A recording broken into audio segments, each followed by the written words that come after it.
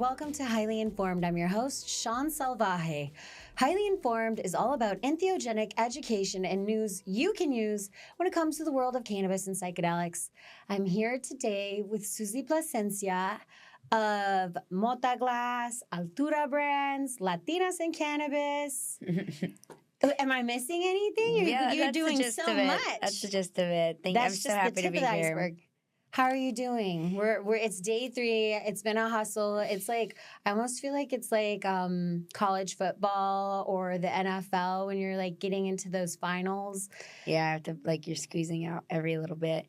And actually, it's funny because MJ BizCon, they're calling it the Super Bowl of cannabis. That's what. Yeah, allegedly the Super Bowl. And I could see that. And there's going to be some wins and some losses, some people who make some yardage and some people who have to go back to the playbook, I guess. Yeah. But we'll see. So how are you feeling? How's it been so far for you this week? Tell us about, you've been on a few panels. Yeah, it's been a really good week, very productive. It's been great seeing colleagues that, you work with but you haven't seen in a while.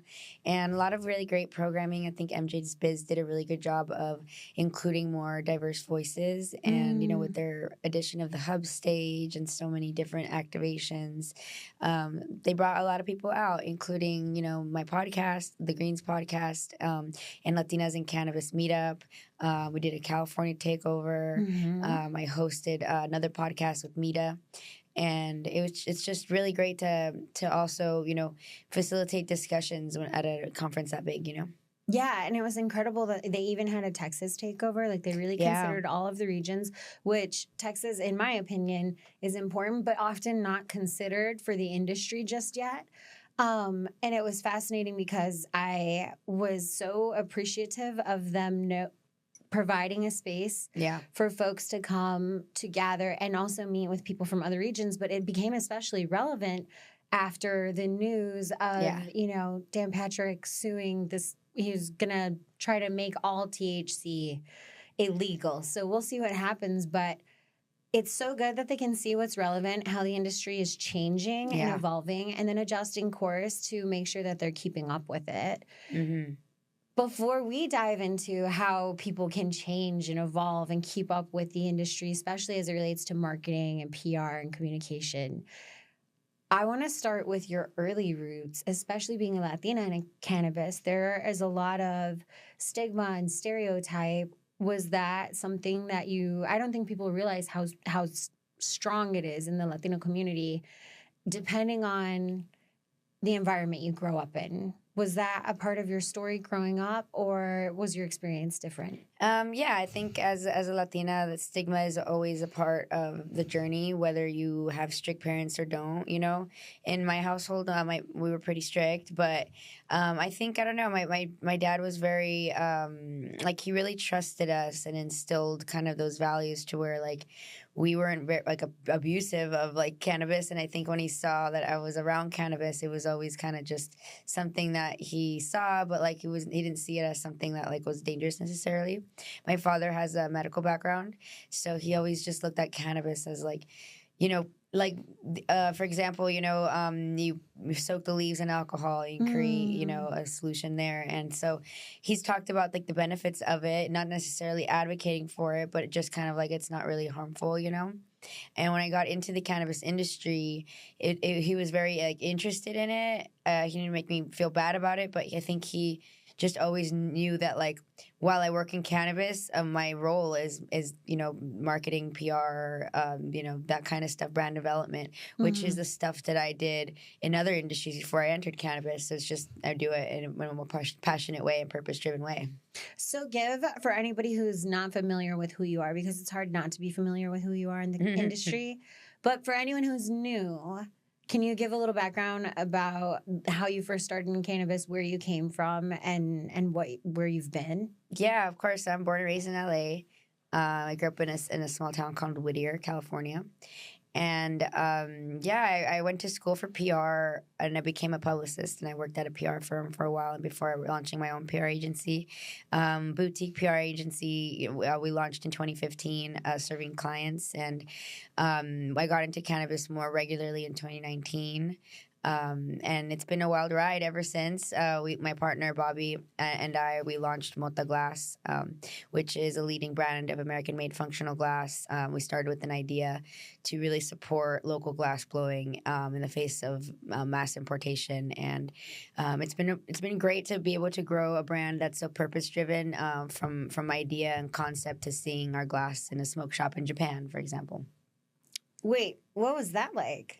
It was really surreal. It's great. When my boyfriend Bobby and I, who's also the co-founder of Mota Glass, like him and I, we go to Japan any chance we get. And so when we got an order come in from a smoke shop out there, we got excited. And so we had planned a trip just in general to go to Japan. So we made sure to drop by, and we got like content of all the stuff, and we met the owner, and like Aww. It was really great. I love Japan. Yeah, me too. So when you you were in PR communications, what triggered the transition into cannabis? Well, we do PR, but with my agency, but we also do digital marketing and digital PR as well. And so there was a client opportunity in the industry, and so we began to work with this particular client, and then that really kind of started the trend of like being able to take more clients in this space. So it's not that I was a publicist and then became a cannabis grower. Like I'm still doing the work that I did. Yeah, that does happen. But a smarter road is you were a publicist and you found a strong path in PR through cannabis. Right. But I think the biggest transition would be from practitioner to entrepreneur, because I launched my Night Shift Digital in 2015, and I didn't consider myself an entrepreneur for a very long time.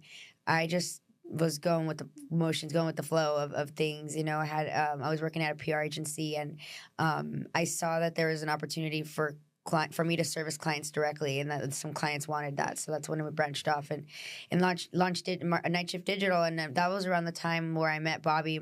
He's not only my boyfriend, but he's also like a business partner of sorts, and like he gives me this amazing advice. And I remember when we first met and we were together, he would always tell me like, Night Shift is a business, like you're not a freelancer, like this is a full-on agency. Treat it like and a business. Yeah, and I feel that I was, but maybe I had to build that structure of an agency, because if I just had clients and we were doing great work. But I think having his guidance and support to build out Night Shift Digital as a marketing agency and social media agency, PR as well, digital PR. So we were servicing clients, and ultimately, both Bobby and I were very frustrated when we would like work with clients sometimes, and they wouldn't take our advice or this and that. And so Mota Glass, the idea came because we had heard about glass exploitation and a lot of lies and deceit going on in the glass industry. And we had advised glass blowers, like, why don't you guys create a brand for yourself, that you guys are blowing the glass. That's amazing. You guys should just come out with the line and keep all the profits for yourself. And they said, no, like, we don't want to build brands. We want to just blow glass. You guys build a brand. You're marketing people. And Bobby and I were like, we're about to do that right now. And so that's how Mota Glass was born, is by making a choice to step away from what we were seeing in the industry and create the change we wanted to see. And what was it? Like, what were you seeing with the glass blowing and what was happening? Like, what we were hearing from them, they were letting us know that, they were being, exploited, that they were, deals with wage issues, a lot of times, like low payment. Yeah, well, yeah, no payment. Or the payment changes without you noting. And because they're skilled workers, they just kind of like of a dying art. They're just kind of like, okay, well, and I'll the take what product's I can already get. made. Like once you give it to your buyer and it's in their possession, it's already made. If it's up to the buyer to have integrity, unless you have money for a lawyer, which a lot of smaller mom and pops operators don't. Yeah. So you saw a gap, you saw a need, and you saw people who deserve to be protected, and you did something about it. But you didn't consider yourself an entrepreneur.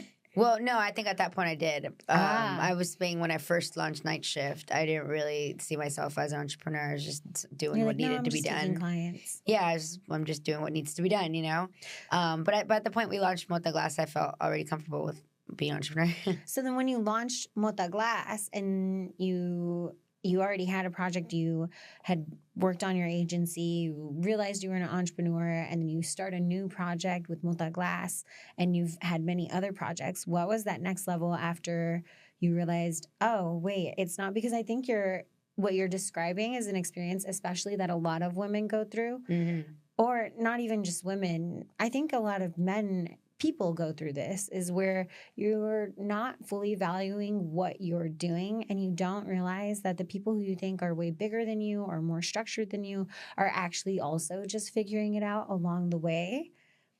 Once you start to see the value, though, your mindset shifts. I would imagine that there's another shift that happens when you've done one project and then when you've done several. What was your experience like? Yeah, I think just making sure that you can manage what you have on your plate, it's a big challenge for sure. Yeah, you do have to kind of change your approach to certain projects and clients. And I think with an agency particular, and you can probably agree too with just working at an agency as well, like we are juggling so many clients that have different deliverables. So that, and then also the work with Mota Glass, like when we own the brand, like it's a mission that is more closely to us, where you're working with clients, you're aligning with their mission, So yeah. So it is like two different ways to solve the problem, when it's like we need to focus on what the client needs, because you would think that the answer, no matter what, whether for yourself or for a client, would be the same, but so often it's so variable with each individual case. So what are you finding right now are some of the things that are really hitting the mark as far as communication and marketing, or what can people take away? Because I know people come to MJ Biz often to network, but a lot of people, when it comes to marketing and communication, there seems to be no shortage of people trying to figure out what's the next thing they can do to continuously evolve, because it's always changing. Yeah. What are you seeing on the horizon? I think that when I first started in cannabis, I didn't see a lot of thoughtful PR and journalism.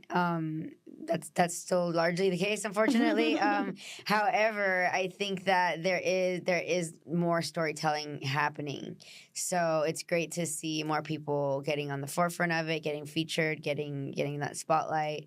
But I look forward to better stories, and ultimately, it's going to take journalists who are able to have the budgets to dedicate to not just writing the shortest, fastest article, And so I think that a lot of journalism that maybe falls short is sometimes not the journalist's fault. Sometimes they're giving a rate that is like, it's not enough for them to go deeper. So a lot of the journalism you see, particularly in cannabis, is very shallow, doesn't go deep on the issues.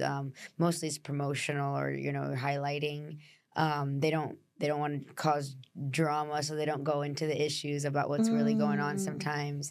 And we saw that kind of pop off. I mean, the testing, the fake COAs, the testing issues that we saw in the year 2024, if you were surprised by the story that broke, then you weren't listening, And for a really long time, there were a lot of journalists who were trying to tell the story, who were being ostracized. Like, I understand not everybody gets along with everyone, and there are some journalists who have an approach where you're like, hey, I get it, you're trying to get the facts and you don't realize like how you're approaching this right now, especially when they think that they have a gotcha story. Which happens too often, where they're like, this is something. You're like, no, honestly, it's really nothing. In this particular instance, though, with the testing, there were people who were like, no, really, this is something. Other people in the industry were like, yes, it is something many are aware of. Yeah. But the level of ostracism that some of the reporters who are earnestly trying to figure this out, even if their approach isn't necessarily the best approach, the fact that we still have to have that conversation about what's true, though, is still important and still very relevant. I'm curious with what you mentioned about you don't want to alienate any brands and you don't want to ostracize either away from the truth.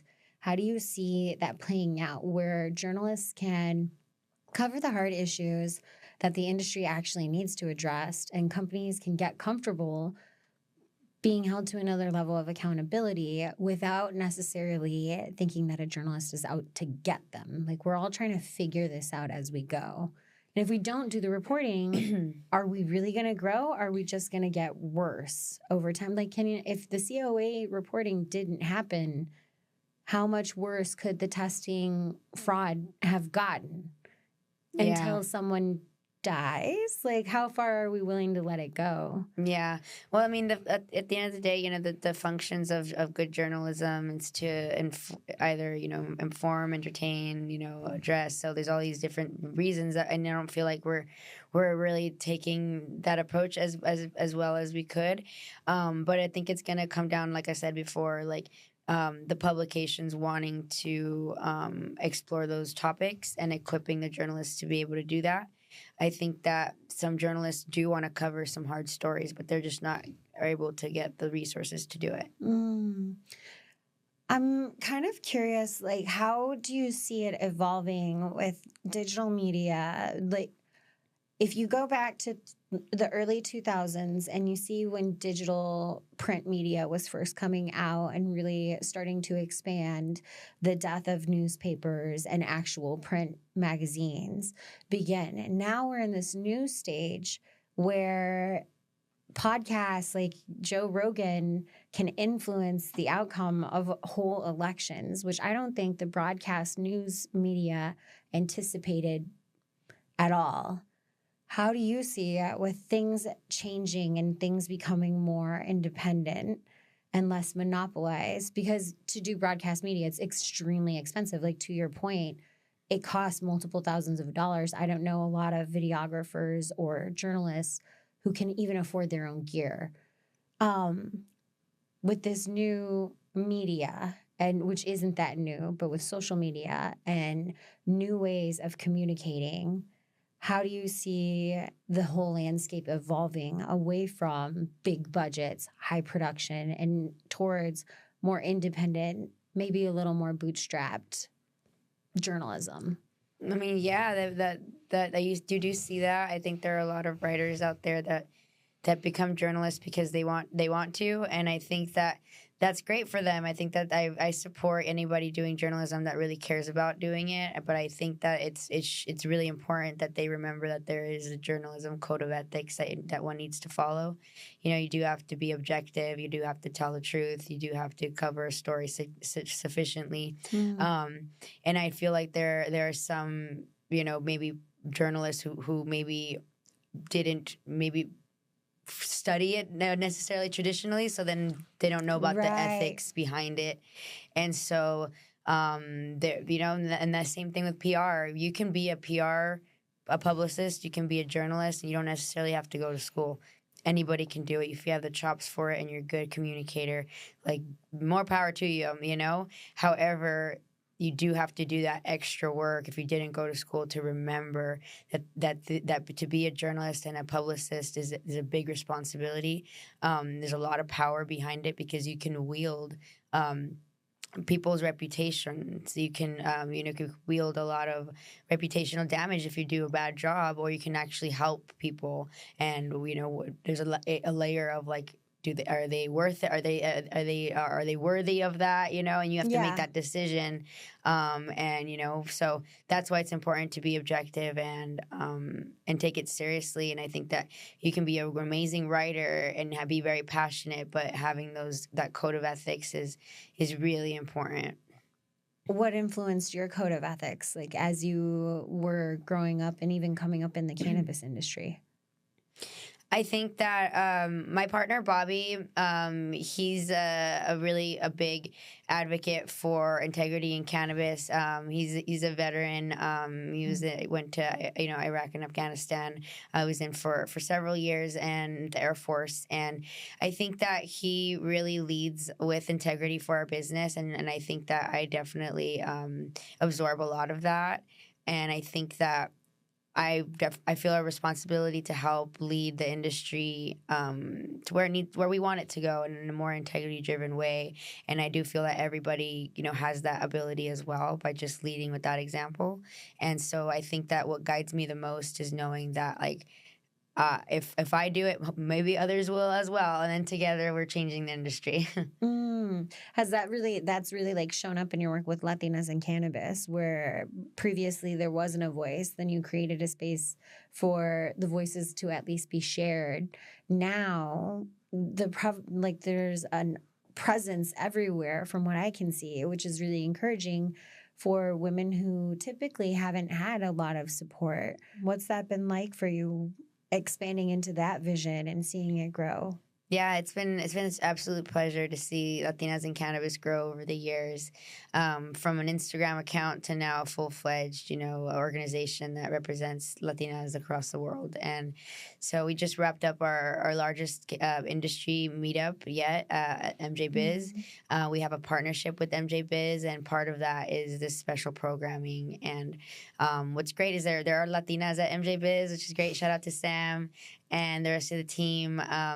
But yeah, they've been a great partner for us, and I think that this is like part of the evolution of Latinas in Cannabis from grassroots community to now, being acknowledged by some of the biggest, corporations here.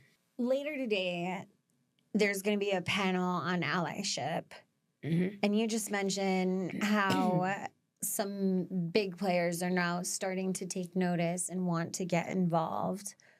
I'm kind of curious how you see those conversations unfolding in the future, especially given where the industry is right now, or we're still really figuring things out.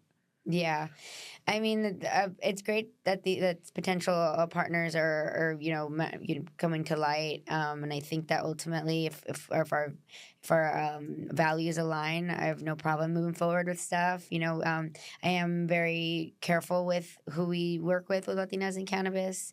So I think over time, we're going to be able to take more collabs and partnerships. I'm open to them. What caused that care? Like what is it about protecting that is so important to you? I think that the work we do influences the industry and influences other people, and I think that has responsibility. And I think that a big reason why I lead with integrity and responsibility with a lot of the work that I do is maybe it's because I studied journalism and PR in school, and I'm telling you, a lot of that coursework is ethics, and we so much course load on that. And I think it's informed a lot of my decision making for sure. Have you ever had one of those moments where you were stuck between a rock and a hard place trying to figure out like the best course of action when you knew something wasn't wrong, but it also wasn't right? I mean, yeah, those kinds of situations really help you to show up as yourself for other people and show what you're really about. Ultimately, about the greater good. It's hard sometimes to please everyone, but yeah, it's about the overall picture. So as you were synthesizing all of these different ideas about what you wanted to do and the change you wanted to see and how you wanted to create, what kind of tools were you drawing in or pulling in towards you to try to alchemize that? For the development of Latinas in Cannabis? Or just any of your projects. Like what's your creative process? Like what inspires you? See. And then I feel like I reverse engineer a lot. I always consider like the target audience, and a lot of the work that I do is very community driven. So I feel like if there's a community for it, there's a product behind it. So with Mota Glass, one of the drivers to creating that is seeing that so many people love bongs, and it just doesn't matter if you have one, you're going to buy another one. And I think that informed us like moving forward with the decision, not just seeing a problem in the industry, but actually seeing that if it could be a viable business. So yeah, I do it that way by really making sure that I'm envisioning the target consumer and doing research on them first. What are you seeing, though? What kind of things are you excited to see, or what new innovations are sparking up for you? Yeah, I think that some of the stats that really excite me is seeing that U.S. Latinos are really bringing in a lot of financial opportunity both in the industry and just economic wise for the nation. And so that really informs me that, you know, more Latino focused products are going to be, you know, a strong opportunity. So that's a big, you know, decision maker for, you know, creating the Altura brand portfolio. Our Altura brands we launched this summer, where, you know, the nation's leading Latino owned cannabis focused house of brands. So we have brands currently in development to really serve the Latino community and other people as well. But, you know, we're culture first and community first as well. What does it mean to you to be able to do that now? Like, considering how much stigma there was and being so disruptive that you're getting to a space of normalizing and building a house of brands. Yeah, it's really special to be able to do that because, you know, I use products and I would love to have products that really meet the quality standards that I would want that I would want to consume. And so to be able to create and curate a house of brands of products that are high quality, money conscious, and just something we really want to rock or use, you know. And ultimately, I feel like I'm creating products that I want, you know, and then that I would use, and I just want others to also enjoy them. Is there anything new like on the horizon?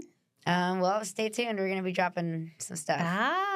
Ooh, I'm excited. As you're looking to the future, aside from the projects that you're doing with Altura Brands and Latinas in Cannabis, what is really pulling at your heartstrings?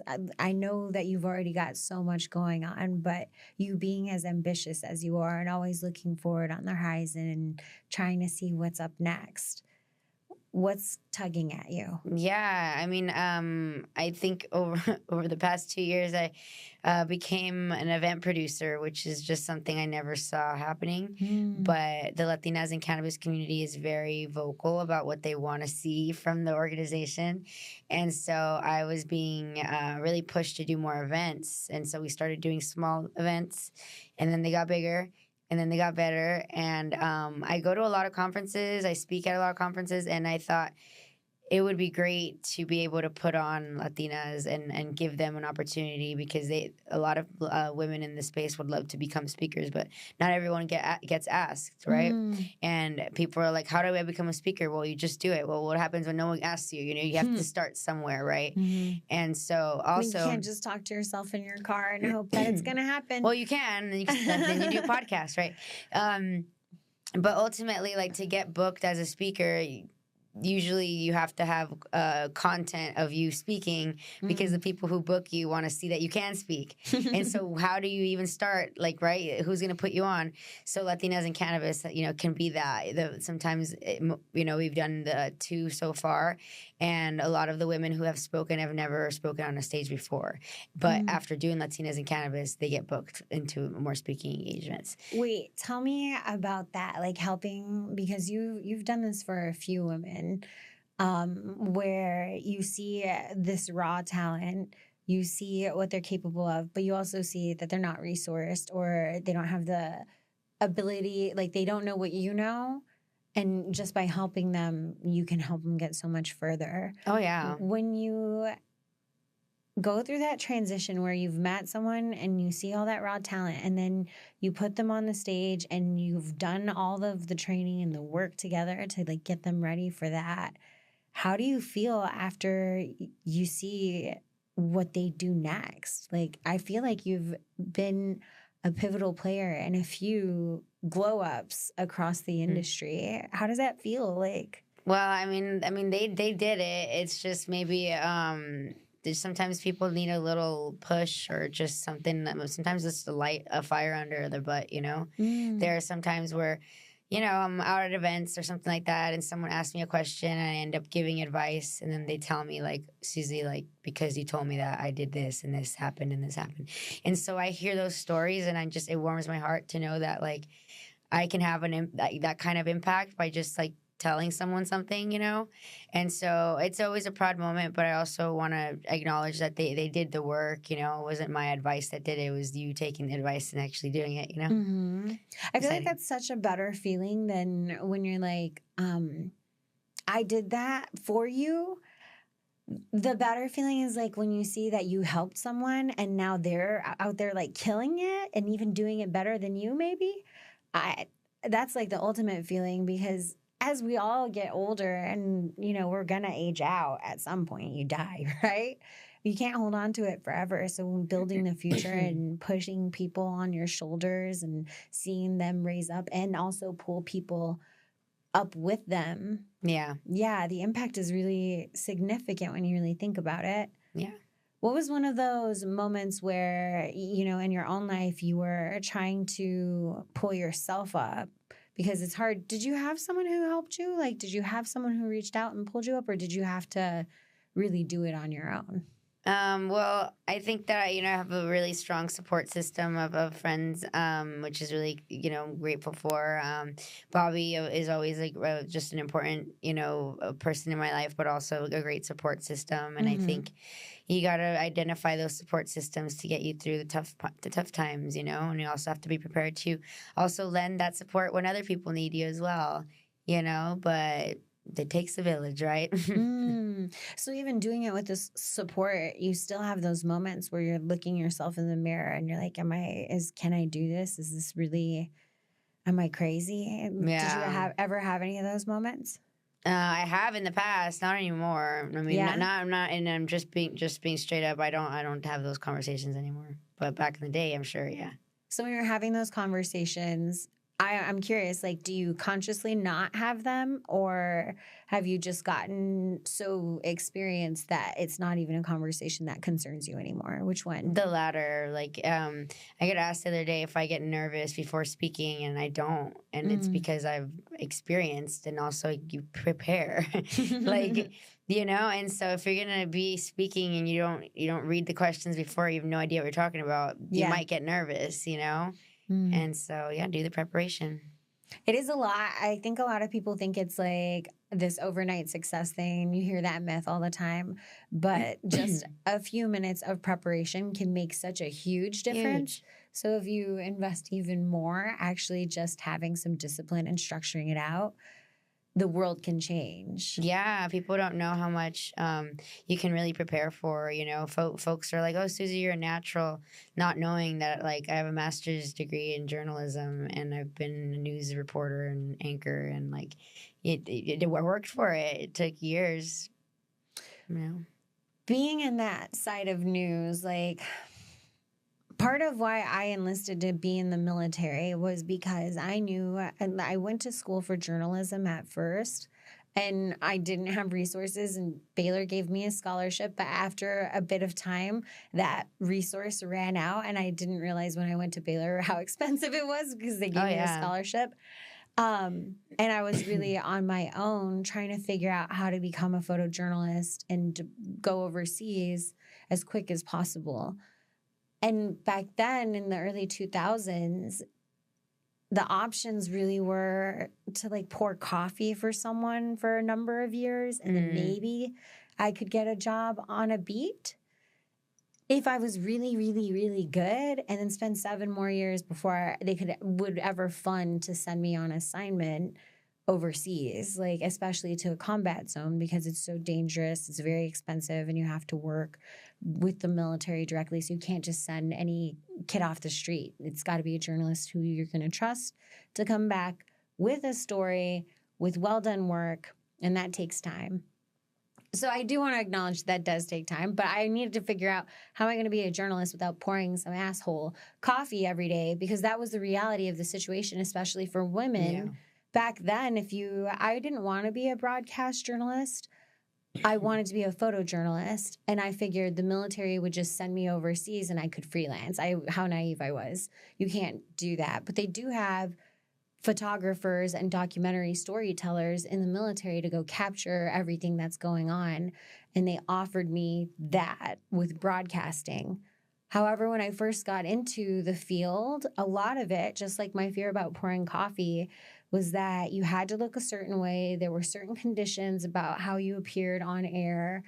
Lots about, dress this way, look this way, smile that way, and remember like who your audience is, which back then was mostly based on a male gaze. Like, how have you seen, and it's frustrating when you're trying to do a job, but so much of it is based on how you look and you're not sure if you're even being taken seriously. How have you experienced your work in journalism? Did you go through similar issues, like being a Latina in cannabis, being a woman, and, you know, not to be, you know, abrasive or I don't know, like to give you a nice compliment, not so bad on the eyes. So, which can be helpful, but also can be very detrimental when people just think, you know, you're pretty and stupid, right? Yeah, no, you have to, I think that especially when you're like a pretty girl, you have to make sure that you know, guard yourself against those kinds of comments, like, and try your best not to invite things. So with journalism, like dressing the part, you know, like, yes, I highlight the things that are good, but like you got to be covered up. You got to like, you know, take it seriously and that way. So I think that as a Latina, you know, I definitely took that part seriously, and it's, I mean, we have to you know, you have to acknowledge that like the way you look does play is a factor. And so yeah, for me, I mean, the question of you have to take advantage of what's available to you, but also do it wisely seems to be appropriate, because there's a difference between using what's available to you and then leveraging it in a way that can be manipulative. How do you, we see it so often in the industry, and it doesn't even have to be about looks. It can be about just anything. Whatever advantage you have is something that you can use to an extreme to either help other people grow or manipulate situations to your advantage. It's human behavior, right? You can, right? Or am I I mean, yeah, sure. Yeah. How do you, I think a lot of people do struggle with, like, you have a very strong sense of integrity and ethics and you study journalism, but I think it's very true that there are a lot of people out there who struggle with those decision-making moments. Even when you have a strong sense of ethics, there's always going to be those moments that are really challenging. And some folks are going to use their skill set to either help people or they're going to use it to manipulate situations to help themselves. Yeah. How do you see each one playing out, and why? Like, it seems like the answer is pretty obvious based on our conversation so far. But why do you think it's so prevalent in the industry that you can get one extreme or the other?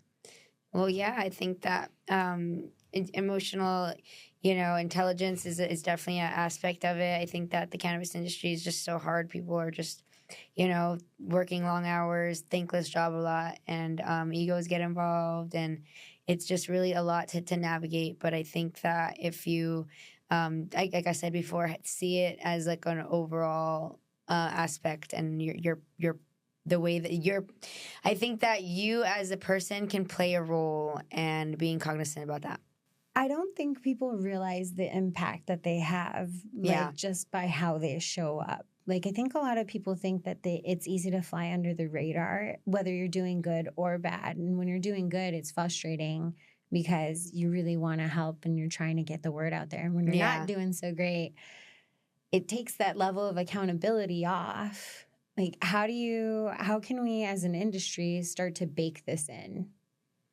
I think by doing the work and inspiring others to do the same, keeping people accountable. I think that accountability can be scary because people is that calling out, and not necessarily. You can call in people, and I think that is not acknowledged as an option. That if there's someone that you see is doing something that they shouldn't, like, you can call them in. You don't have to do a whole thing. You can just say, hey, like, as a homie, like, you know, and then explain your side. But I think that people forget that like you said, that they can have the power. And I think it starts with asking the question too, because I think there are some people who are definitely intentional, but then there are some who genuinely don't realize what they're doing.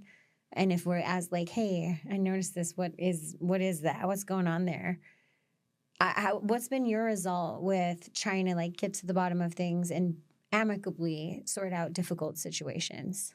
Yeah, I think part of being with Latinas in cannabis, we have a large community of women, and sometimes there are disagreements within the community. And I think I've had the pleasure of being a moderator in some conflict situations, and have been able to see positive conflict resolution.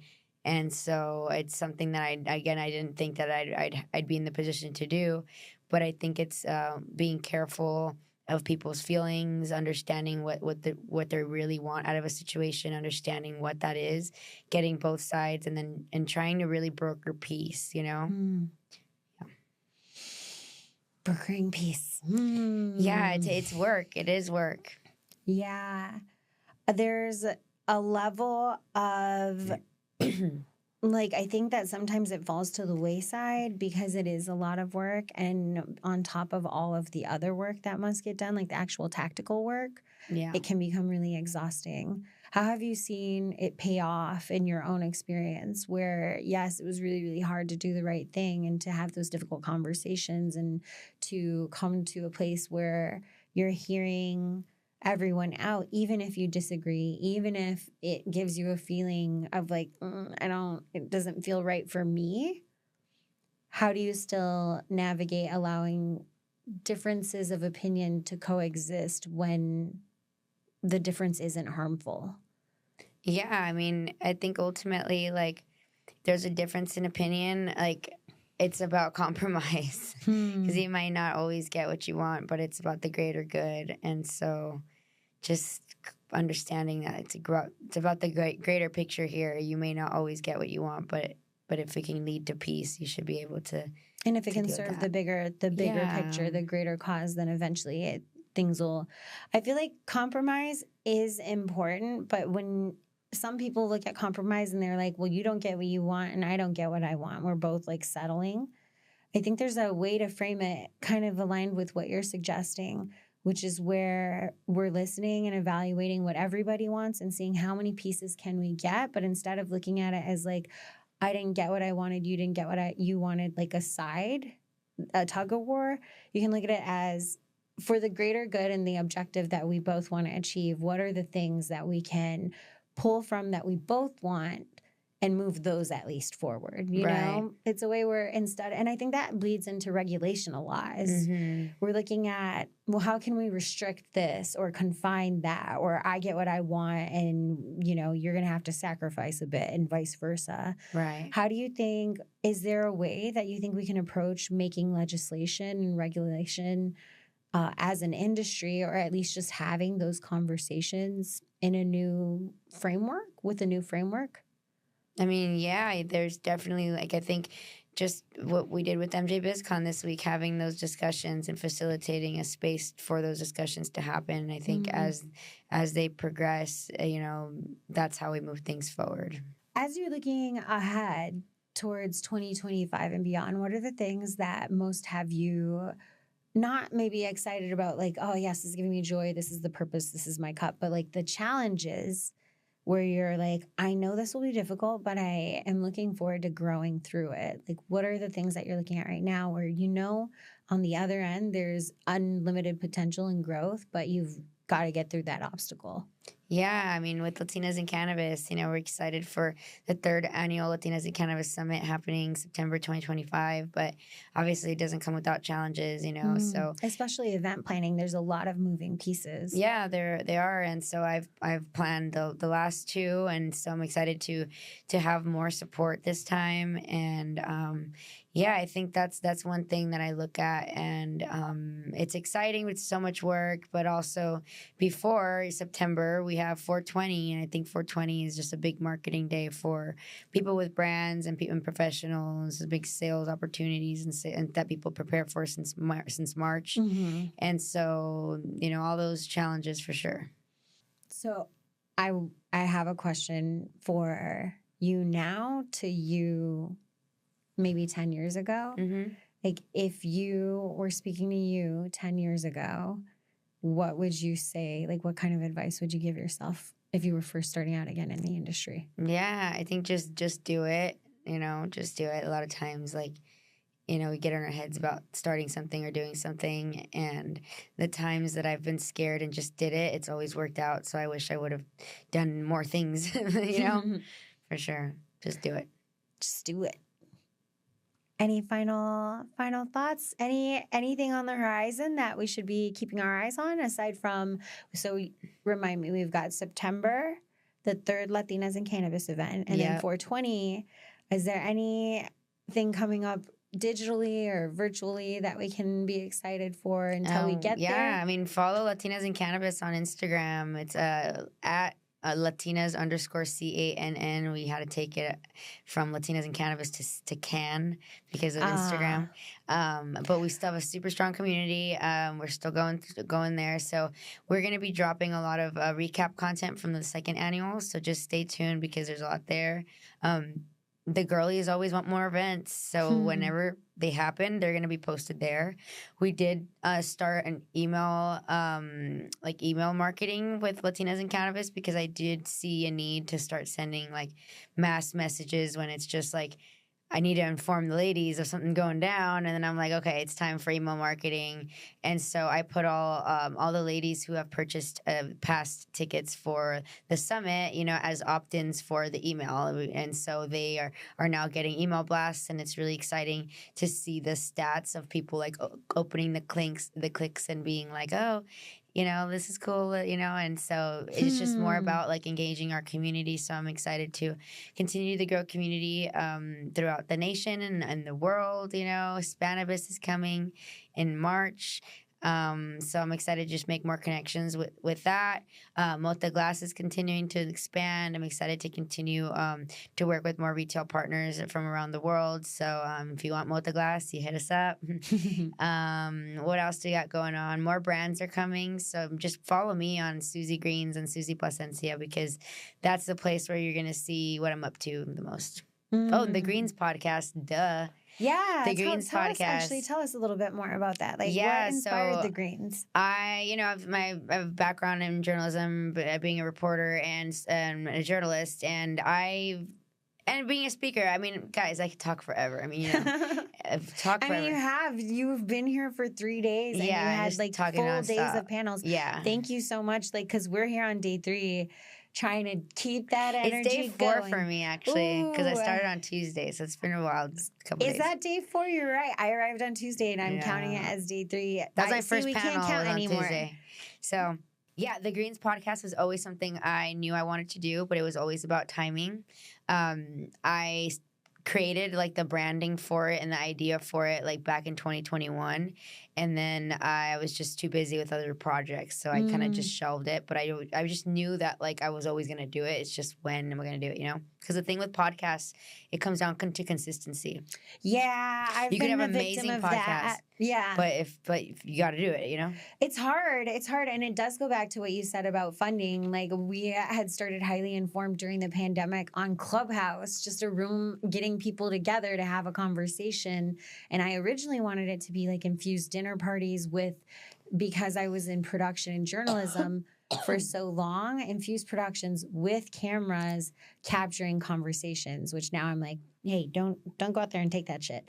But that takes so much funding to have a beautiful dinner, to have the chef, to have the camera gear. So we're all locked down, started on Clubhouse. It ended up building a nice community of at least people from different regions. But then when the pandemic ended and you weren't on lockdown, you had to actually go and keep surviving and making things happen. And we were doing that during the pandemic, but you're back out in the field. Yeah. And it's harder to do stuff like that. So we shot the pilot series at South by Southwest, but being in operations and trying to shoot a side project, you're right. And then if you're not funded, we gotta. So wait, one last question before we wrap. How can we actually help our journalists aside from figuring out new ways to fund independent media? What else can we do? If you are looking to, help influence better storytelling, you can also storytell. For example, folks are always asking, Susie, how can I get in the press? How come I want to do it?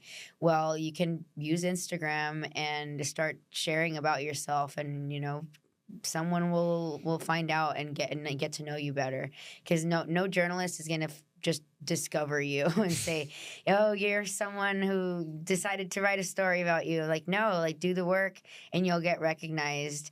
And so that's the best way to do it, by just working on yourself. And so with Latinas in Cannabis, part of what we do is helping journalists with seeing the Latinas to cover. Because like I said, a lot of journalists don't have a lot of budget. They're not given a big budget to do their work, which is why the stories sometimes they're straight to the point, or they're very shallow. You're just not able to go deeper. So what you can do is, like, with Latinas in Cannabis, we serve up a lot of information. So if a journalist wants to cover, they can like pick through a lot of women and figure out what story they want to tell.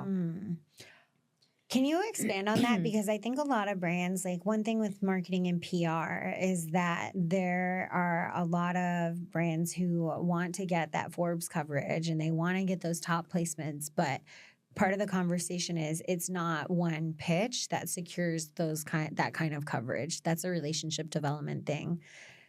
What best practices, if you were talking to anybody out here at MJ Biz and they asked you, like, how do I do it for myself? What best practices and tips would you share with the audience? Yeah, I think be authentic, be yourself. Don't try to be something you're not, because then the publicist, your journalist is just going to be like, the hell. And then that's how you burn relationships with journalists. And once you burn those relationships, it's really hard to gain that trust, because journalists sometimes they're on a timeline, and if they can't trust a source, like, you're out. It's hard. Plus, not gonna reputation. Go back. Once if you publish something and then your story, and it's in mainstream news, the retractions do happen and it's become less accountable, like we talked about. But on the smaller relationship to relationship level, people aren't going to want to talk to you if you give them bad information. Well, yeah, bad information or just not truthful information. Like, if you lie to a journalist, like, you're putting them in a really bad position. Yeah, my eyeballs just bulged. Like, I would not. Why would you lie to a journalist? They're going to find out. That's the whole job. But also, even if they don't, it's just, why would you put someone else in that position? You know, it's not just you. It's someone else. You know, and why would you put yourself? To be honest. I don't know if it's like a compulsive thing, but I never, even since I was like a little kid, compulsively truth tell to my detriment. Like, it sounds like it could be a good thing where, you know, like, you're in those job interviews and they're like, what's your worst trait? And they're like, well, I'm a perfectionist and a workaholic. And it's like, oh, well, I'm a compulsive truth teller. And it's like, there's ways to do it.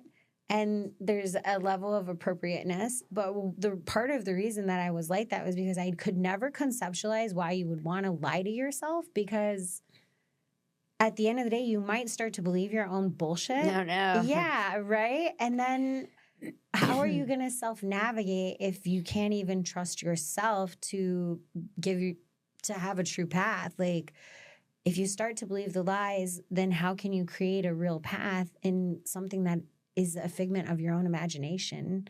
Like, you know what I mean? Yeah. Have you seen that? Or yeah, absolutely. I agree. You have to really believe it and live it. Yeah. All right. Last thoughts, final words. Yeah, no, just follow all the channels. I think just stay up to date. We're going to be dropping a lot of good stuff. Excited for 2025. Yes. All right. Well, thank you so much for joining me. And thank you for joining us for day 3. We've done a whole series. We're wrapping up with our last few episodes. And I think it's been a pretty good MJ BizCon. How about that? Yeah? It has been. It really has. All right, y'all. Stay highly informed. And remember, stay elevated. Take care.